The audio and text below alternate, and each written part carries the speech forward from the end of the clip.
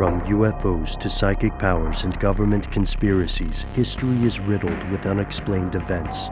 You can turn back now, or learn the stuff they don't want you to know.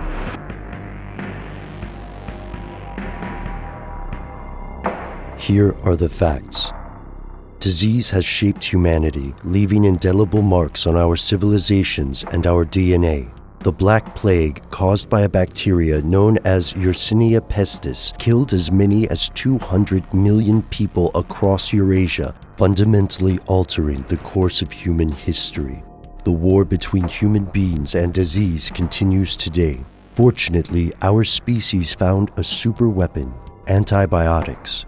Administered in dilute solutions, these substances can kill the microorganisms responsible for everything from a sore throat to pneumonia. But this is not the end of the story.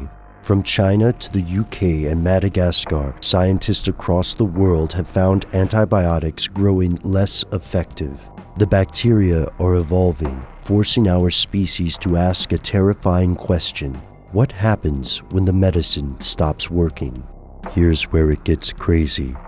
Multiple bacterial infections are exhibiting resistance to one or more types of commonly prescribed antibiotics such as penicillin and amoxicillin. While it sounds like something out of a sci-fi horror film, it's entirely possible that a future superbug may spread across the globe, a fatal infection immune to modern medicine. To understand how this could occur, we must first look at the life of bacteria. Every 20 minutes, a bacteria cell can divide, meaning that if we begin with one bacterium, at the end of an hour we would have 8. Bacteria, like any other life form, adapts to environmental pressures. This is, put simply, evolution in fast forward.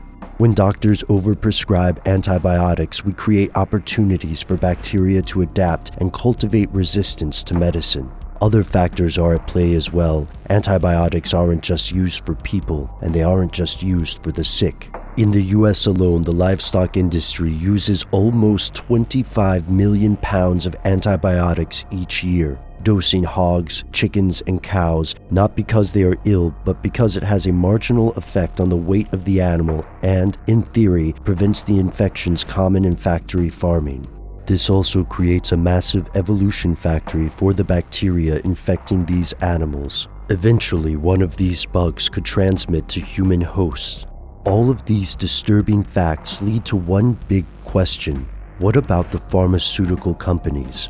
Why can't they just create new antibiotics?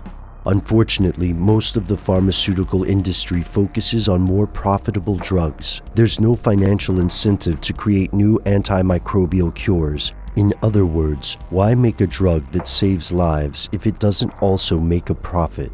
This is not a conspiracy theory. The human species is looking at a post-antibiotic future, a return to a world where an ear infection, a sore throat, childbirth, or pneumonia could be a death sentence, where transplants, surgeries, and chemotherapy become a thing of the past.